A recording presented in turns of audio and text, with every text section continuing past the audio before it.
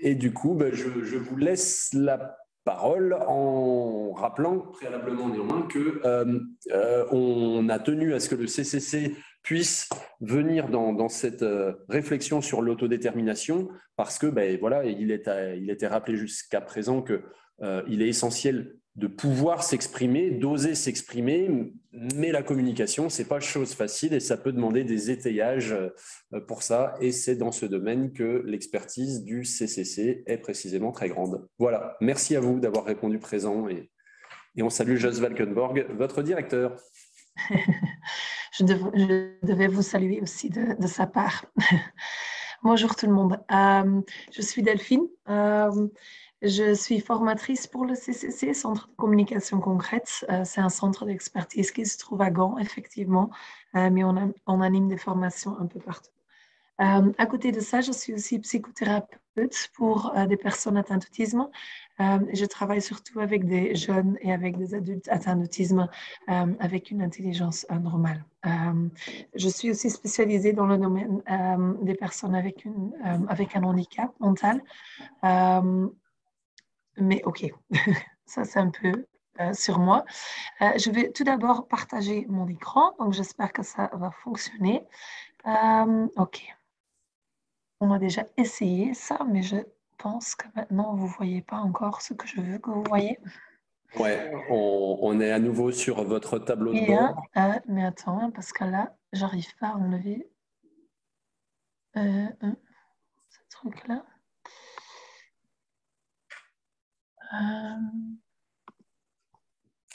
Tout à l'heure, vous aviez fait une petite manipulation qui avait bien marché. Oui, je sais, ça va fonctionner. Voilà.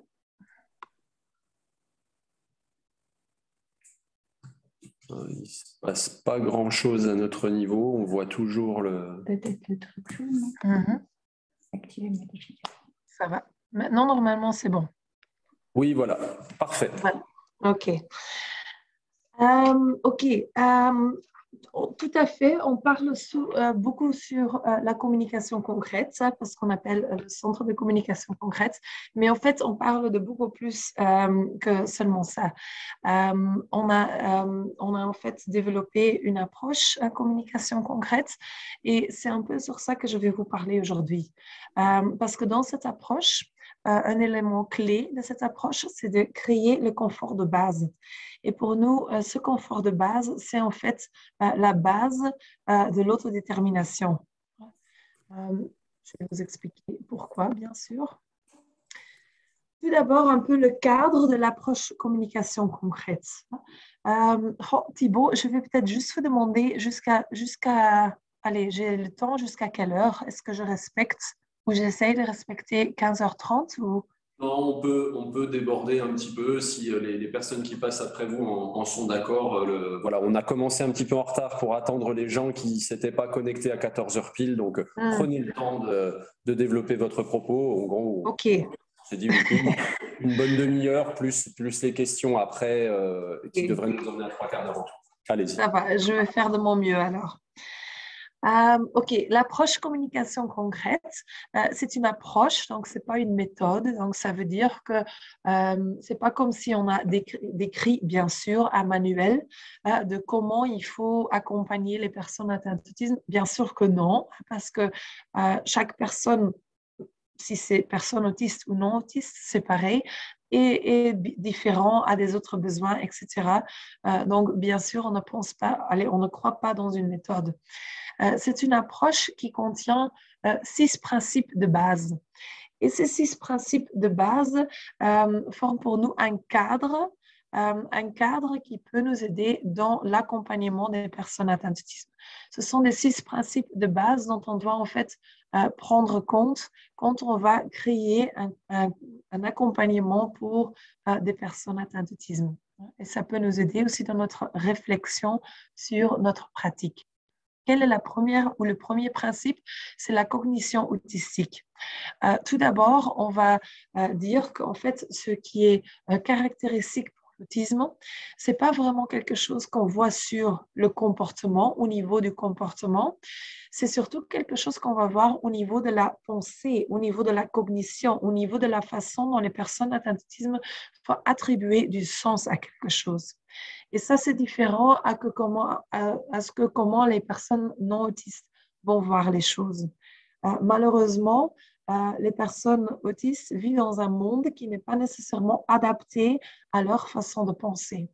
Et ça crée beaucoup de stress, beaucoup de frustration. Et c'est pour ça qu'on va dire que, en fait, pour nous, créer le confort de base, c'est essentiel. Quelqu'un doit se sentir bien. Et quelqu'un doit se sentir bien aussi afin d'être en capacité d'avoir cette autodétermination, afin d'être en capacité de autodéterminer, de choisir comment mettre en place sa vie ou comment faire des choix, etc. Une chose, effectivement, et là je viens vers ce que Thibaut nous disait, une chose qui est selon nous importante pour créer ce confort de base, c'est la communication concrète. La communication concrète, pour nous, c'est la clarification de l'environnement. Comment est-ce qu'on va clarifier l'environnement pour que l'environnement soit plus clair pour la personne atteinte d'autisme et pour que donc, après, une personne atteinte d'autisme a plus ce sentiment d'être en contrôle, de pouvoir choisir, de pouvoir contrôler, de pouvoir choisir la direction de leur propre vie, on va dire. On travaille aussi toujours sur une double voie. Et j'ai écouté le webinaire de M. Cavett avec beaucoup d'intérêt et j'ai entendu ça aussi. J'ai entendu dire que monsieur il disait en fait, on ne doit pas seulement apprendre des choses, c'est aussi très important d'adapter l'environnement. Et c'est ça qu'on veut dire avec cette double voie aussi.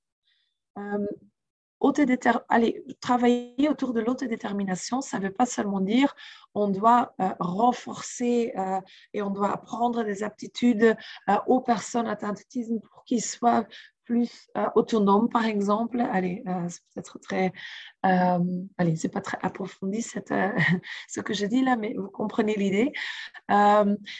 Non, c'est pas seulement ça. On va aussi mettre en place beaucoup d'adaptations, comme par exemple cette communication concrète, pour qu'on puisse créer un environnement qui est adapté à la personne, et pour que finalement la personne peut autodéterminer. J'essaie de faire attention à ma voix. OK. L'individualisation, vous m'entendez encore, j'espère. Oui, on vous entend parfaitement bien. OK. Ne vous inquiétez pas, prenez soin de vous.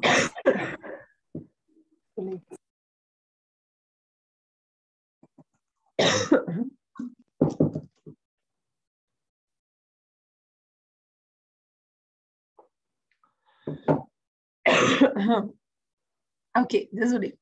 J'ai parlé sur une conférence et j'ai pas bien utilisé ma voix, je pense.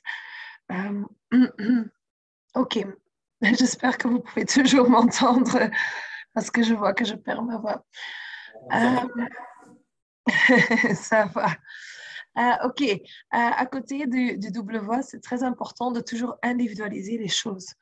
Les apprentissages qu'on va mettre en place, ça, c'est quelque chose qu'on doit adapter aux besoins de la personne qu'on a devant nous. Une sixième principe de base pour nous, c'est aussi la fonctionnalité.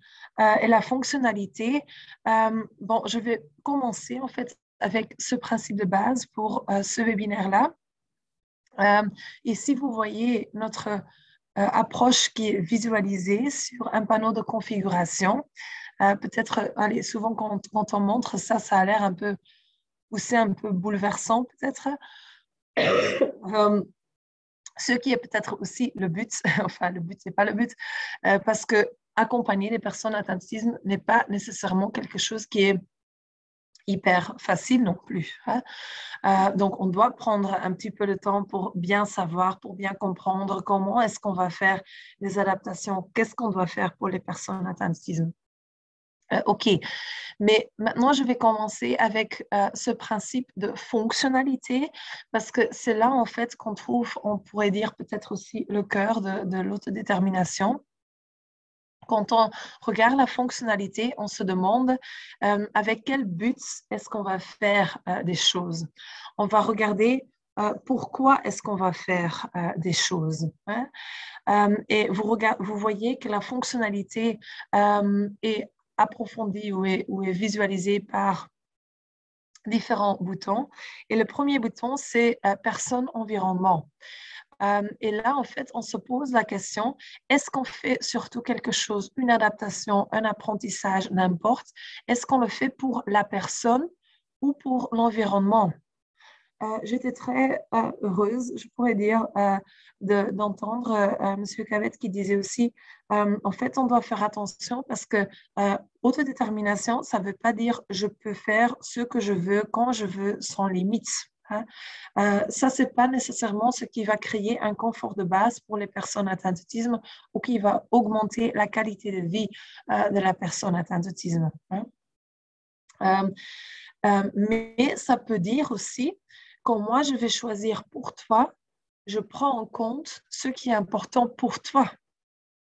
Aussi, l'autodétermination pour moi, ça veut dire aussi que quand moi je prends des décisions pour un enfant atteint d'autisme, par exemple, pour un jeune, pour un adulte, pour quelqu'un avec une déficience intellectuelle qui peut peut-être pas nécessairement s'exprimer, qui a encore du mal à choisir, n'importe, mais quand moi je prends une décision pour l'autre personne, j'essaye de vraiment prendre en compte ce qui est important pour la personne même. Un exemple concret, si on va apprendre quelqu'un à fixer les yeux des autres personnes.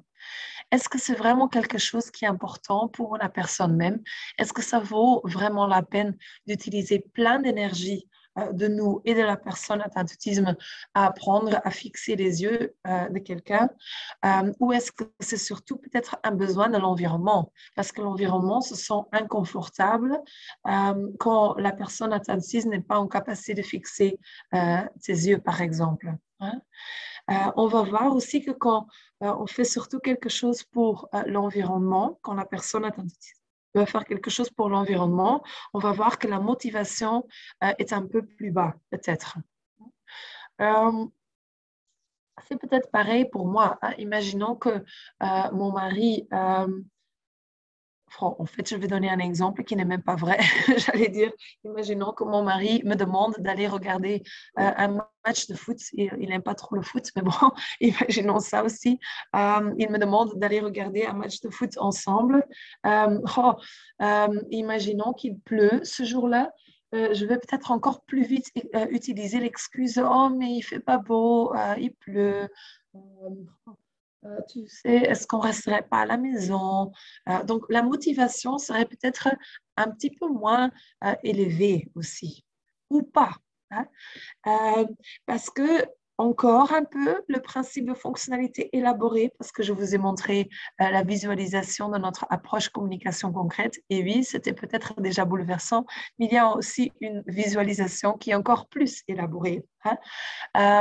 Pour vous montrer que notre approche vous donne beaucoup de cadres, beaucoup d'outils, beaucoup de points d'appui pour utiliser dans la pratique. Et quand on va encore un peu élaborer ce principe de fonctionnalité, on va voir ici, dans le cadre rose, on va voir qu'il y a trois choses, trois vitamines de développement, on appelle ça, qui vont nous stimuler, qui vont nous motiver à apprendre quelque chose ou à faire quelque chose. Et tout à droite, vous voyez qu'il y a ce sentiment d'appartenance.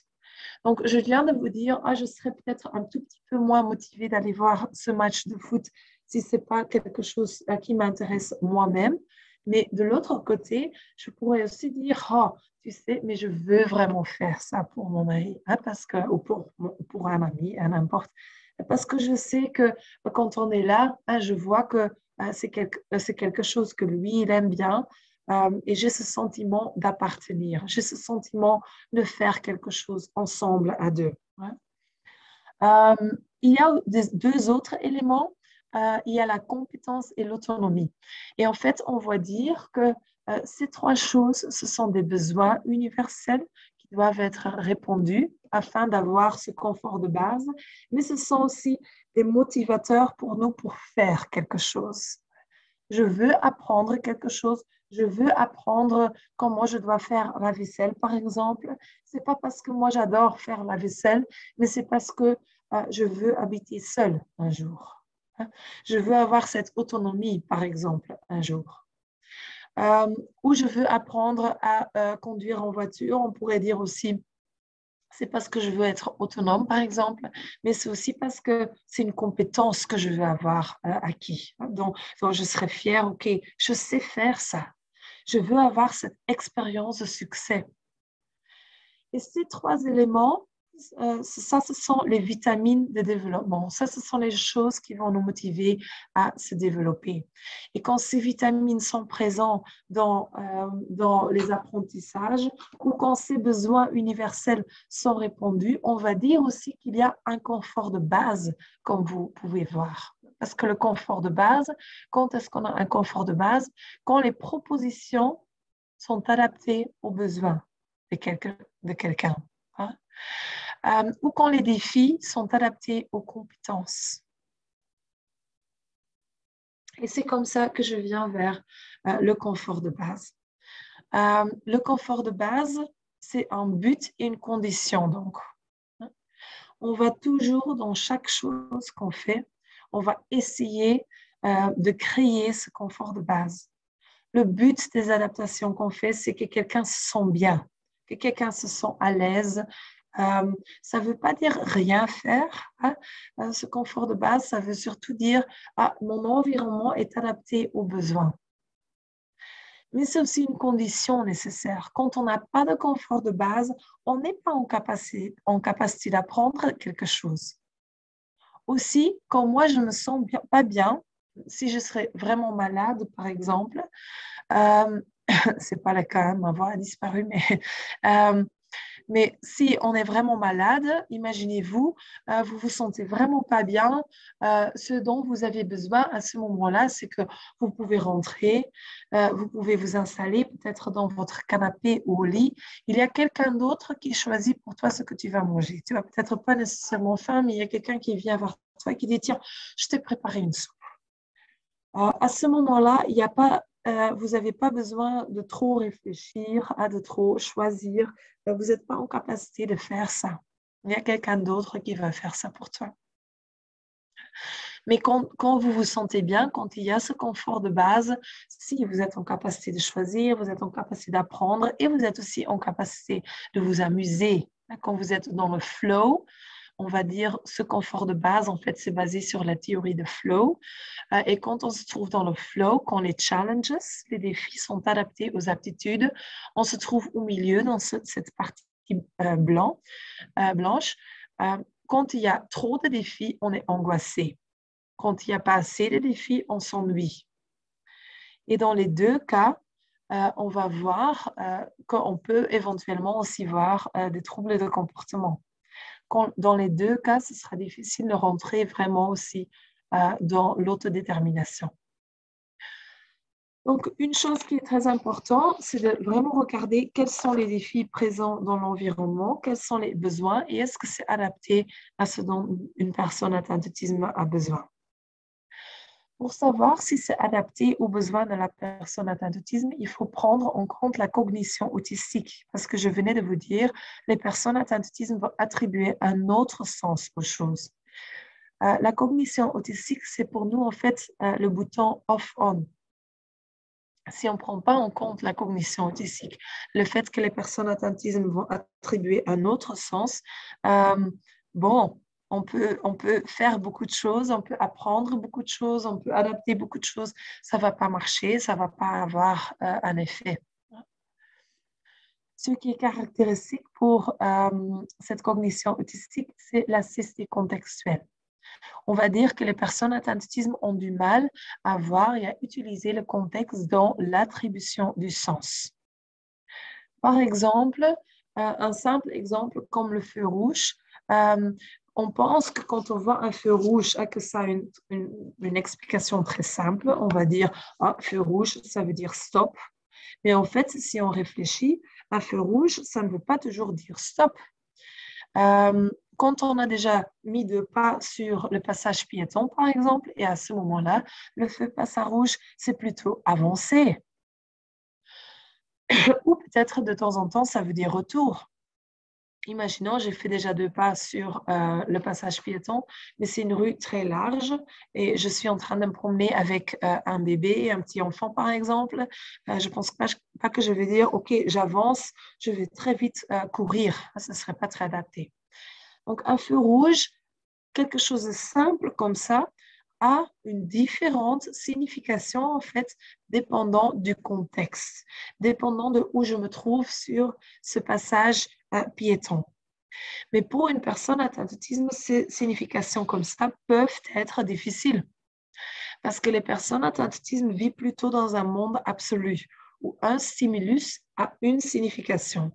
En réalité, un stimulus peut avoir différentes significations dépendant du sens, dépendant du contexte, pardon.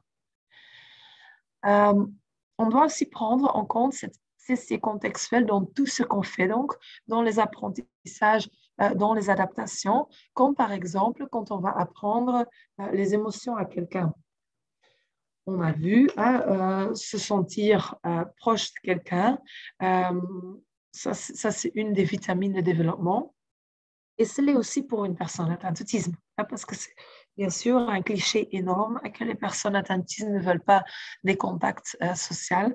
Beaucoup de personnes atteintes d'autisme veulent avoir une relation, veulent des amitiés, mais ils ne savent pas toujours comment créer ça. Ils veulent prendre en compte les émotions des personnes atteintes d'autisme, mais ils ont des difficultés à savoir comment est-ce que je fais ça. Souvent, les personnes atteintes d'autisme vont apprendre quand quelqu'un pleure, elle est triste, par exemple. Et en fait, ça peut signifier beaucoup de choses. Peut-être elle est angoissée ou peut-être qu'elle est hyper heureuse. On ne sait pas, parce que peut-être vous connaissez aussi des personnes qui commencent à pleurer quand ils sont hyper heureux, par exemple. Parfois, on va peut-être même pleurer quand on va couper une oignon, par exemple. Donc, même une signification simple comme pleurer peut avoir une différence ou une émotion simple comme pleurer ou expression, je veux dire, peut avoir différentes significations dans différents contextes. Ici, on sait déjà que ce n'est pas couper les oignons. On ne sait pas encore grand-chose. On voit déjà un petit peu plus du contexte, mais on aurait encore besoin de plus. Qu'est-ce qui se passe ici? Même là, on pourrait dire peut-être qu'elle est très heureuse de finalement parler avec quelqu'un ou peut-être qu'elle vient de recevoir une nouvelle qui est très triste. On ne sait pas encore. En tout cas, on doit voir cette expression dans le contexte pour comprendre la signification. Cette cécité contextuelle a un effet sur donc les interactions sociales et la communication, comprendre qu'est-ce que ça signifie, la communication de quelqu'un d'autre. La plupart de notre communication, 90%, c'est non-verbal. Donc, comprendre les gestes, comprendre les expressions, ça peut être très compliqué. Mais la cécité contextuelle a aussi un effet sur cette flexibilité à s'organiser, à planifier et aussi sur l'autonomie, comme par exemple choisir. Parce que prendre un choix, choisir quelque chose, comme par exemple, qu'est-ce que je fais dans une pause? Je ne sais pas s'il y a une pause prévue après, pendant le webinaire, mais imaginons, vous avez une pause de 15 minutes, par exemple, et vous devez choisir qu'est-ce que je vais faire. Ça ne prend pas beaucoup de réflexion pour vous de faire ce choix. Mais en moins d'1 minute, vous devez prendre en compte beaucoup d'éléments. Combien de temps est-ce que j'ai? Est-ce que je vais faire quelque chose dehors ou à l'intérieur? Si ça ferait beau, vous allez peut-être aller dehors. Qu'est-ce que je vais faire après dans cette pause? Est-ce que je me prépare un café? Est-ce que je peux l'emmener voir le webinaire ou pas? Est-ce que je fais quelque chose ensemble ou seul? Et aussi voir quelles sont les conséquences d'un choix. Si je dois faire un appel, par exemple, à quelqu'un, peut-être qu'il n'y aura plus de temps d'aller aux toilettes ou de me faire un café ou je ne sais pas quoi. Donc, même dans des choix très simples comme ça, il y a des conséquences. Est-ce qu'on a besoin du matériel? pour faire quelque chose. OK, je veux me faire un café, mais très simple. Quand je veux me faire un café, je dois savoir où se trouve la cafetière, je dois aussi trouver une tasse, etc. Comment est-ce que je termine une tâche? Donc, pour une question qui semble simple comme ça, pas comme qu'est-ce que je fais dans une pause et un temps libre, c'est souvent un moment où on trouve que c'est vraiment important que les personnes choisissent eux-mêmes ce qu'ils vont faire, hein.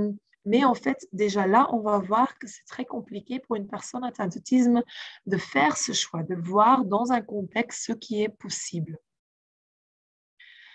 à cause de cette cessez contextuelle. On peut donc conclure que donner le choix n'augmente pas toujours la qualité de vie. Parfois, on va voir que quand nous, on choisit pour une personne atteinte d'autisme, parfois, on va voir que ça va diminuer le stress, ça va créer plus de confort de base. Un confort de base, donc on va dire, nous qui choisissons, ça crée plus de confort de base, mais en même temps, si on veut que les personnes atteintes d'autisme soient en capacité de choisir, de faire quelque chose seul, d'avoir confiance en soi, il faut aussi créer ce confort de base. Et j'ai déjà dit, la communication concrète est un élément important pour ça. On va clarifier l'environnement. La communication concrète, on essaie de communiquer de façon claire et visuelle. Je donne quelques exemples. On pourrait dire picto, ça c'est quelque chose de visuel, mais on peut se demander est-ce que c'est clair pour une personne atteinte d'autisme, ce qu'on demande de lui. Ceci est très abstrait et ceci peut signifier beaucoup de différentes choses. Et à nouveau, on a peut-être besoin soit d'un moment d'apprentissage, soit du contexte, afin de comprendre ce que ça veut dire. Est-ce que ça veut dire je m'assieds? Est-ce que ça veut dire je travaille? Est-ce que ça veut dire j'ai une pause? Est-ce que ça veut dire je dois m'asseoir seule? Je ne sais pas. Il faut aussi toujours prendre en compte la cessité contextuelle et le fait que par effet, les personnes atteintes d'autisme ont une pensée littérale aussi dans la façon dont on va clarifier. Quand on va comprendre ceci très littéralement, ce que je comprends là, c'est je ne peux pas aller avec ma moto au-dessus d'une voiture, par exemple. Même là aussi, notre approche donne en fait un cadre pour évaluer les outils visuels qu'on va mettre en place. Je vous donne un exemple simple parce que ceci pour nous est très important, cette communication concrète, cette clarification pour créer plus de confort de base pour que les personnes se sentent plus à l'aise et donc pour qu'ils aient l'espace mental pour choisir. Je montre simplement cet exemple-là. Je trouvais ça assez rigolo. C'est clarifier de façon assez explicite comment aller aux toilettes et comment ne pas aller aux toilettes. Donc, on pourrait dire, OK, c'est assez explicite. On peut peut-être dire que c'est compréhensible. Là, on va penser c'est compréhensible, même si pour certaines personnes, ce n'est pas compréhensible, parce que ça peut être très abstrait, le fait qu'il y a une croix rouge au-dessus. On va dire que c'est accessible aussi. C'est accessible parce que c'est mis sur la porte des toilettes, donc quand je m'assis, je le vois. C'est avec des images, mais en fait, ce qu'on voit là, c'est qu'il y a une communication très négative. En fait, on va voir que quand on regarde cette image-là, je ne sais pas si c'est le cas pour vous aussi, mais quand moi je regarde ça, il y a beaucoup d'exemples. Moi, je ne penserais jamais d'aller aux toilettes comme sur tous les exemples-là. Je ne sais même pas comment le faire, ça. Quand je regarde le dernier exemple, par exemple, je ne sais pas si c'est même faisable d'aller aux toilettes comme ça. Mais parfois, on va voir que pour quelqu'un qui n'a pas beaucoup d'imagination, comme par exemple une personne atteinte d'autisme, que ça invite à tester ça une fois, à faire ça. Je suis déjà heureuse qu'il y a l'alternative positive mise dessus aussi, de comment aller aux toilettes. Mais regardons une fois sur le deuxième rayon, là, à gauche, quand je comprends ça de façon très littérale, ça veut dire aussi que je ne peux pas vomir dans les toilettes. Donc, quelle est l'alternative? Il faut déjà avoir une imagination et comprendre le contexte, c'est de comprendre que, bon, si je dois vomir, dans ce cas-là, c'est peut-être OK quand je mets comme ça au-dessus de toilettes. Donc, on pourrait dire le fait que c'est communiqué de façon négative, c'est pas très adapté à la cécité contextuelle. Et le fait qu'il y a beaucoup de visualisation, il y a peut-être trop de visualisation. Et le fait qu'il y a trop de visualisation, ça fait aussi que c'est pas très adapté. Parce qu'ils doivent faire une distinction eux-mêmes entre qu'est-ce qui est important pour moi et qu'est-ce qui n'est pas important pour moi. Tout ça a un effet sur le fait est-ce que je suis en capacité de faire quelque chose seul ou pas, de faire quelque chose de façon indépendante. Parce que si les choses ne sont pas claires pour quelqu'un, on diminue la probabilité que quelqu'un pourrait faire quelque chose seul. Le but des outils visuels, c'est toujours d'augmenter aussi l'indépendance, augmenter l'autonomie. Je donne un autre exemple. Imaginons, c'est ce que je vois assez dans la pratique, assez beaucoup dans la pratique. Imaginons, on dit à quelqu'un, allez Alain, on va aller à la piscine. Va chercher ton sac pour aller à la piscine. Alain, c'est un homme atteint d'autisme, mais avec un âge développemental très bas, un âge développemental de 2-3 ans. Il va vers sa chambre pour aller chercher son sac, mais pendant qu'il est en route, il voit quelque chose, il voit une plante par exemple, et il est distrait par la plante, il regarde la plante, il oublie complètement qu'est-ce que je dois faire. L'accompagnateur doit répéter encore une fois, Alain, allez, va chercher ton sac. Ah oui, c'est juste, je dois chercher mon sac. Et il est en route. Pendant qu'il est en route, encore une fois, il voit quelque chose, distrait, jusqu'au moment que l'accompagnateur va peut-être vers Alain et dit, allez Alain, je vais venir avec toi pour aller chercher ton sac. Je t'accompagne. Là, on ne va pas créer l'autonomie ou l'indépendance chez la personne. Imaginons qu'Alain aurait une image avec lui. Ce serait beaucoup plus possible que s'il est en route, par exemple, il a cette image, il voit piscine, et pendant qu'il est en route, il est peut-être aussi distrait par la plante, mais en même temps, il est distrait par la plante, mais il a cet outil visuel en main. Donc, quand il est distrait, hop, il peut aller re-regarder. Ah oui, c'est juste, je dois aller chercher mon sac pour aller à la piscine. Donc, le fait d'avoir un outil visuel permanent qui est présent fait que ça augmente l'indépendance aussi. Quand on travaille sur le choix, un exemple maintenant, imaginons, on va dire, OK,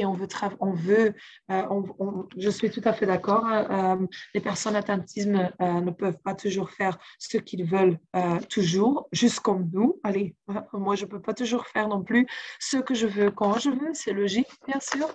Je dois prendre en compte beaucoup d'éléments, mais bien sûr, il y a aussi des moments où je peux choisir. Et si possible, si faisable pour la personne atteinte d'autisme, surtout si ça augmente la qualité de vie, ça c'est important, je vais essayer de stimuler la personne atteinte d'autisme à choisir. Et une façon dont je vais aider la personne atteinte d'autisme à choisir, c'est de clarifier déjà quels sont les choix. Parce que comme la personne est aveugle pour le contexte, ça peut être très compliqué de voir quels sont les choix possibles. Dans ce contexte, qu'est-ce qui est faisable de faire dans le temps que j'ai? Et là, vous voyez un exemple de comment, par exemple, clarifier. Ça pourrait être encore trop difficile. C'est possible qu'on doit travailler sur le niveau d'objet, comme vous voyez sur le panneau de configuration. On peut éventuellement dire, on va présenter des objets et peut-être quand on regarde le bouton suffisant, on va dire que pour certaines personnes atteintes d'autisme, c'est peut-être encore trop de visualisation, pas trop d'options. Peut-être qu'on doit seulement donner 2 options, 2 alternatives, 2 choix, et ça, c'est déjà suffisant. En diminuant le nombre de choix, on va peut-être augmenter la probabilité que quelqu'un peut choisir pour lui-même. Encore 1 minute et je vais terminer. Je vois que j'ai besoin de terminer, je pense.